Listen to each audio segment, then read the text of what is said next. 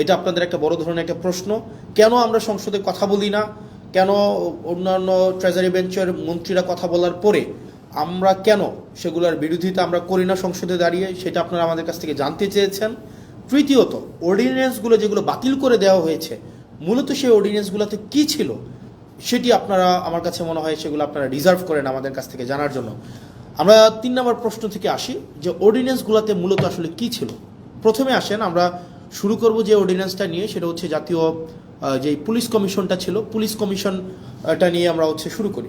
দেখেন, এই সংসদে আমার কাছে মনে হয়েছে যেই কমিশনগুলোর সবচেয়ে বেশি দরকার ছিল তার মধ্যে অন্যতম একটা দরকারি একটা কমিশন ছিল পুলিশ সংস্কার কমিশন।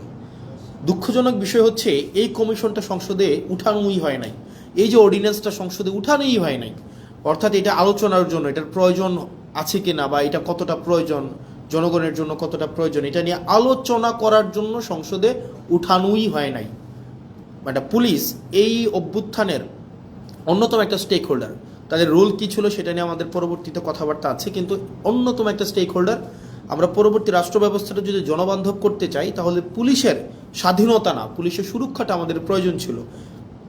কিন্তু দুঃখজনক বিষয় হচ্ছে সেটা নিয়ে এই সংসদে কোনো ধরনের কথা সরকারি দল বলতে দেয়নি। সরকারি দল এই অর্ডিন্যান্সটাকে জাস্ট ল্যাপস করে দিয়েছে। এবার আসেন এই সংস্কার কমিশনে কি ছিল আমাদের। এই আপনি যদি মনে করে দেখেন তো, আবু সাইদ হত্যা মামলার যে রায়টা হয়েছে, যেই এএসআই ছিল উনি কিন্তু বারবার করে বলছিলেন যে আমার কোনো দোষ নাই, আমাকে সরকার আমাকে নির্দেশ দিয়েছে, আমি সেই নির্দেশ অনুযায়ী গুলি করেছি। ঠিক সেটাই, পুলিশকে নির্দেশ দেওয়া হয়, সেই নির্দেশকে লফুল নাকি আনলফুল সেটাকে অ্যাসেস করা কিন্তু পুলিশের পক্ষে সেটা সম্ভব হয়ে ওঠে না। তো আমাদের যে পুলিশটা গড়ে উঠেছে, এই পুলিশ সম্পর্কে আমাদের যে ধারণা, সেই ধারণাটা কি? সে পুলিশ হচ্ছে খারাপ, পুলিশ ঘোষ খায়, পুলিশ হচ্ছে দুর্নীতিগ্রস্ত, পুলিশ হচ্ছে চাঁদাবাজ, পুলিশের জমি দখল করে, মানুষের সম্পদ দখল করে বাসা থেকে উঠাই নিয়ে যায়। অর্থাৎ জনগণ এবং পুলিশের সম্পর্কটা এরকম বিরোধের একটা সম্পর্ক।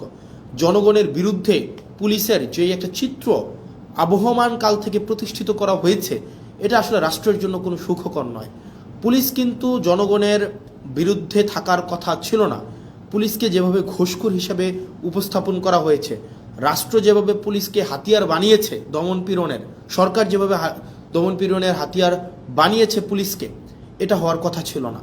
সেজন্য এই অভ্যুত্থানের পরে আমরা চেয়েছিলাম যে পুলিশকে একটা গুণগত সংস্কার হোক।